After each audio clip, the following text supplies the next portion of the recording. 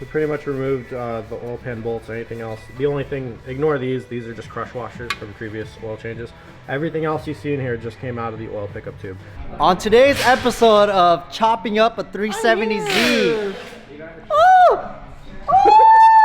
Alright, That's the boy I don't want. what are we doing to this? We're chopping this shit up. We're chopping this shit up. We're gonna make this fitment trash. That's what we're gonna do. We can't fix a Z, so we're gonna make it worse. Right, Henry? Yeah. We need to convince this guy to change out this front bumper. Look at this. It literally looks like a catfish. Look at that. Don't you agree? It's a catfish. Yo, how are you gonna pull up to the shop in a fucking Prius, bro? Because Prius is life, man. Just kidding. I drove mine too. Oh, really? Oh, shit.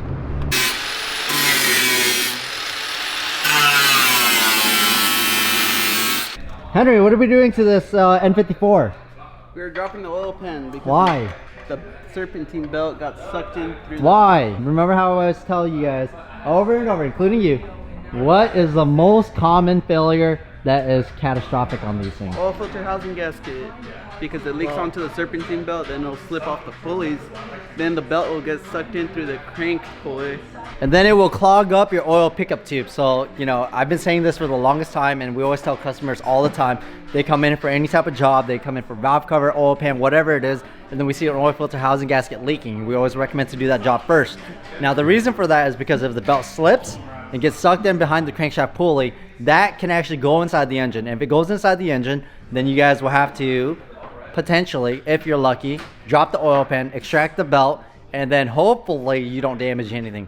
In this case, we don't know if it's damaged. We know that there is belt inside clogging up the oil pickup tube because it is getting a low oil pressure light, which happened after the belt slipped off and he changed the belt and is still having issues.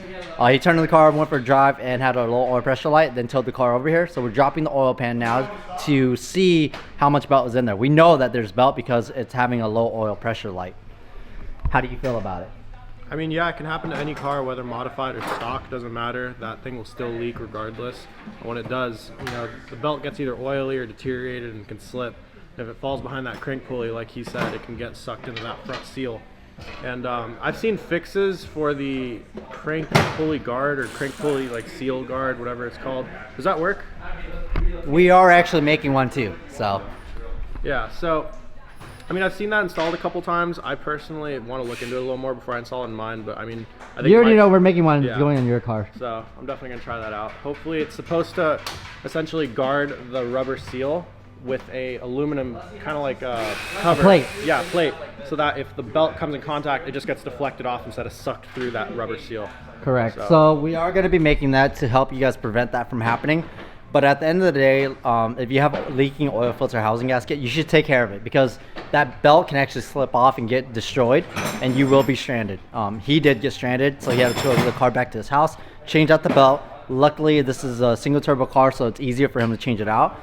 But if it wasn't, it'll be a lot harder. And if it's automatic, you already know it's even harder. Then you have to remove the radiator fan and you have to remove the inlet out of the way. It's a lot of work just to get to that point. So at least just try to avoid it from happening and prevent it.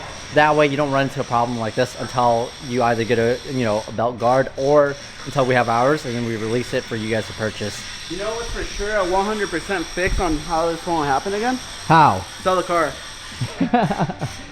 N54 owners, man. Well, as long as you're on your services and everything, it should be good. Yeah, it's true. Because I had two N54s, and both of my N54s were perfectly running fine. No issues whatsoever. Never had a single issue. No codes, no 3OFF, no misfires. All because I did all the preventative maintenance just to ensure that there's no problems whatsoever. All right, so in this video, I will also walk you guys through on how to do your oil pan gasket from home if you guys are going to do this from home. First things first, you need a engine support up top, just like this. Support the motor with the tow hook that goes onto the top. Show you guys that later. And then afterwards, down here, we actually just use something to jack this up. We lower the subframe out of the way. We don't fully drop it. You don't have to drop the subframe or remove it completely. You could just drop it like this. It might be a little bit more difficult for you guys to do this from home because you guys won't have enough space underneath to be able to tilt this around. But if you guys have tall jacks, you guys can do this from home. Otherwise, drop the whole subframe, which is not too much more work. You just drop it with the steering rack and remove all the control arms and then take it off and remove it. In this case, we're leaving it on here and we're just going to drop it, swinging it out of the way. First things first, we remove the power steering pump, which is held on with 3 E14 bolts, one here, and one on the side. And then we drop the power steering pump aside, and then we remove all of the E12 bolts onto the oil pan. And then there is going to be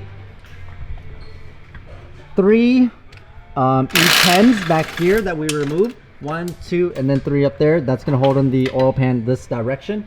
And then yeah, remove it, and then we're gonna see how much belt's actually inside of here. Should be a lot. All right, so if you guys remove all the bolts on the oil pan and it gets stuck just like how it is right now, there's actually a little tab right here that you guys can place a flathead screwdriver or pry bar or anything like that and apply pressure to it, and it'll separate just like that. Okay, and then now to remove it out of here with the subframe on, we are going to pull the subframe down as low as we can. Go onto this side, pull it down to clear the transmission right over there.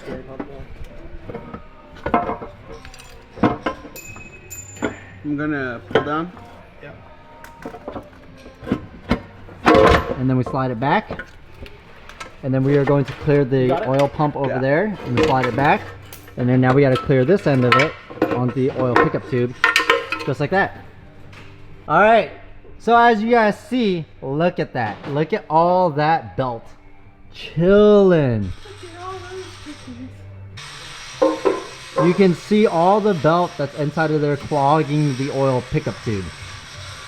That is why you have no oil pressure. You won't have any lubrication to anything inside your engine, including the crankshaft, main bearings, and the rod bearings, and anywhere else inside that system.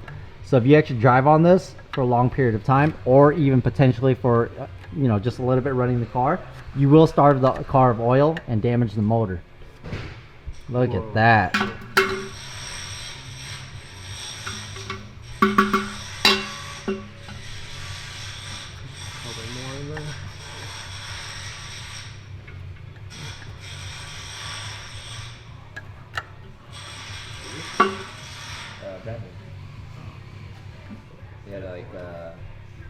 So much. I can feel it. So we were just extracting all the belt that was in there, and then this literally fell down. And we're trying to figure out what this is.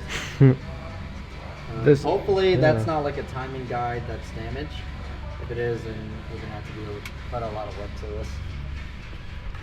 But we are still extracting a lot of belts.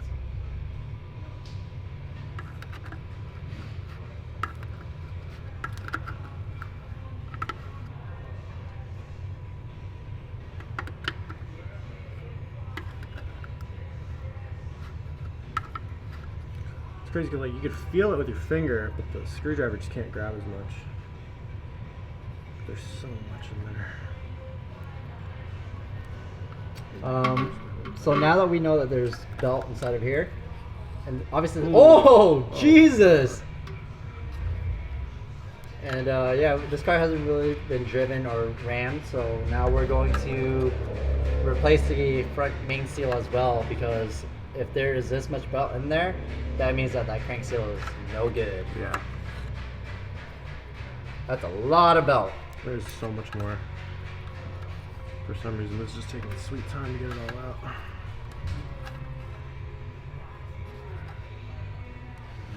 A lot of strands, actually. That's probably why they're stuck. It's like little fibers, right? Yeah.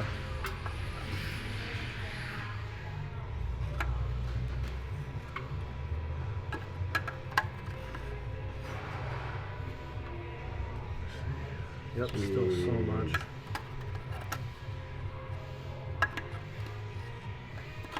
Hopefully once we get this back together, the motor's fine. Yeah. There's not a filter in here, right? Like a mesh, I think? There's a mesh. So there's a screen inside of here to block off any small debris. You know, what it can. And anything that passes that will go to that pump and go up towards the oil filter. So before we did any of this, we assumed that this was already a problem. So we actually put out the oil filter and verified that there's no metal shavings in there, just to make sure that the motor's still good. So another issue with these is if you have this much belt inside of there, plus being that it's very small, I'll show you guys some other areas that has it. That means that we're probably gonna have to pull off the valve cover now. Yeah. So the valve cover is gonna have to come off so we can remove any other belt that's up top, as well as any on the side of the front of the motor where the timing chain sits, because that timing chain will grab that belt, slap it around. Hopefully it didn't jump timing. That's another possibility too. So if it actually hits the timing chain or the sprocket for the crank hub, it can actually jump timing. So we gotta obviously fix the car first, make sure it runs, and then see if timing's good. But we won't know until we run the car. But you can see, I'll show you guys over here, the belts, even on the side of the freaking oil pump. Look at that. Oh wow. See? Holy crap. Look at that. So we're gonna have to remove the valve cover and extract any remaining belt inside of here. All of the belt that was on the oil pickup tube extracted. So now Adam is gonna show you guys the severity of it and how much came out. This is all just from the oil pickup tube, not anywhere else that we started going through. This is mainly just the pickup tube that is the most important, but we want to extract all the belt. Every single little piece that's inside the motor right now has to come out. We pretty much removed the oil pan bolts, anything else. The only thing, ignore these are just crush washers from previous oil changes. Everything else you see in here just came out of the oil pickup tube, including this weird little thing that we showed you guys earlier. Still don't fully understand what this is, but we'll find out soon enough. But yeah, look at this, completely shredded up. It's almost like fabric actually.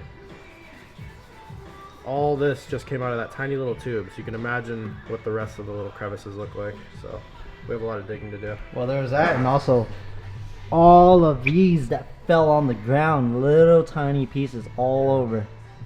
I mean, obviously the oil pan bolts, but you can see how much there is on the floor. All from just this pickup tube. Adam actually owns a N54 E90 as well, and tell everybody what you just said. I was like, I'm gonna order a new belt ASAP.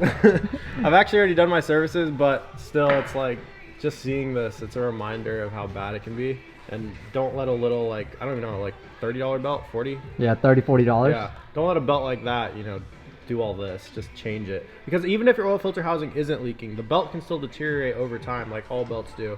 And it can just snap one day or break. So oil filter housing gasket is not the only thing that can cause this. Correct. So yeah. But that's the most common cause. Yeah, most common cause. But just be on top of your maintenance, like we said earlier.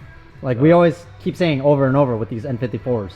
They're great when they're running right, but if you don't maintain them and make sure that you're tip top on all that to avoid stuff like this happening. For those that don't know, actually nobody knows.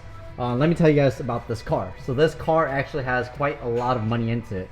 This car actually has a 4-in single turbo kit, and it has a manual conversion that we did with the Spec 83 Plus.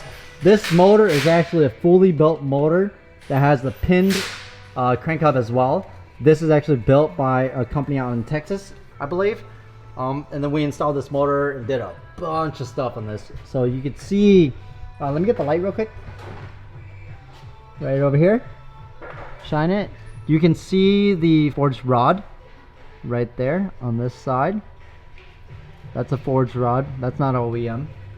And you can see the single turbo right over here. Big boy. And yeah, this thing has everything already. It already has new water pump, new thermostat, new injectors, spark plugs, coils. It has a Vargas valve cover, Vargas intake manifold. It has PI, upgraded fuel pump with, the filter. It has a bunch of stuff. But even this car, with all the stuff that he's done to it, still had this problem. Yep. So this was caused because he actually installed himself, instead of having us do it, a oil cooler here. He actually installed the AEM lines up top. He actually didn't compress the hose correctly, and that caused the oil to leak onto the belt. And once it started leaking onto the belt, he thought that was fine, it didn't cause any issues. fixed the leak, drove the car around for a little bit, and as soon as he got on it, the belt slipped. Did warn him and told him to change out the belt ASAP because it was very oily, and you know, he didn't listen. And here we are now. Hopefully this motor's not damaged, because if it is, this is not a cheap fix, because this is a built motor. I mean, he spent a lot of money on this thing already. So here you can see us extracting it from the timing chain area. Look at that. How much more is there in there? Couple strands that I can see, although I'm worried about how much is up top. That's why we got to remove the valve cover. So. All right, how bad did you chop this shit up? Chopped it up bad. Real bad. It's all gone. It's all chopped. All gone, right? All gone. Perfect. That's what we want. We want to make sure that it has the most horrible fitment ever. The most. So tell everybody who you are and what you just did. I'm Mr. Sexy, and I chopped the shit up. Just He kidding. chopped it up. I did the fenders on it. Yeah, so he, trimmed it, right? Just trimmed it. And then you That way slight it's roll? just cleaner. Yeah, it's just minor. But it's just cleaner that way. Oh, it still looks original. You can't even tell it was done. That's how good he is. He actually did a couple cars for us. The 488. Mm-hmm. And 488 then- and the R34. Yeah, he had a couple cool cars that he got to Yeah. do for us here. Now he gets to work on this thing. This is by far probably the coolest car he's worked on. Oh yeah, this one for sure. For sure. So this Highlight guy my needs to day. start doing YouTube because he goes all around the world pretty much. No. Just kidding. He does go up to NorCal and then, you know, obviously lives here in SoCal. But he goes up to NorCal all the time doing, I don't know, like a million fucking fender rolls and shaving and whatnot. And I see him working on all these cool cars. No. Man. Alrighty. Bye, sexies. Peace. Alrighty. Henry, let's tell everybody what we're doing now. Fucking me up. Taking out the fan, sir. That's not very PG. Yeah. Oh, sorry. Wait. Let's get something straight, just so I know. Is this a R-rated channel? G-rated? It's a whatever the fuck you want channel, bro. Alright, There's no fuck it. filter. Fuck it! Anyways, so we are now removing the fan so that we can actually remove the crank seal because the crank seal actually got destroyed. There was belt inside of it, which we already extracted. The crank seal needs to be replaced. Nissan's better. At this point right now, he has to get the oil pan gasket replaced, belt extraction, the crank seal, and then the I know. valve cover needs to be replaced. Or not replaced, but removed to extract all the belt. And he has all these additional modifications to it. And it's going to be a lot more work for us and a lot more money. So now that we have that out, we got to remove the crank seal out of there. Yeah, there we go. This job is going to cost Too much! yeah, it's quite a lot, to be honest with you guys. He's probably looking at in total with parts closer to $2,000 so far. That's what we're doing so far. That's not including anything else that we need to do additional. If timing's off, we got to retime it or rebuild the motor. But we won't know until we try to fix all this stuff and extract all the belt and then turn on the car and run it. And hopefully it's good. So, how do you feel about N54s now? Stay on top of your maintenance. That's pretty much it. So we've actually sold out of our last batch of crank hubs. We installed, I think, 4 of them, and we shipped out the rest of them. And then we just got our next batch of crank hubs today, actually. And each one of these boxes contains a crank hub. Looks just like that inside of there. And we already sold 2 of them today. So these are selling pretty quickly. That's it for the day. At this point, we are going to put this together later and get it running. So we'll get you guys updated on that, but this car won't be running today. We got to reassemble it. But yeah, hopefully you guys enjoyed this video and found it informative, and hopefully it convinces you guys to take care of your N54s. Nah, fuck it. Alrighty guys, peace out.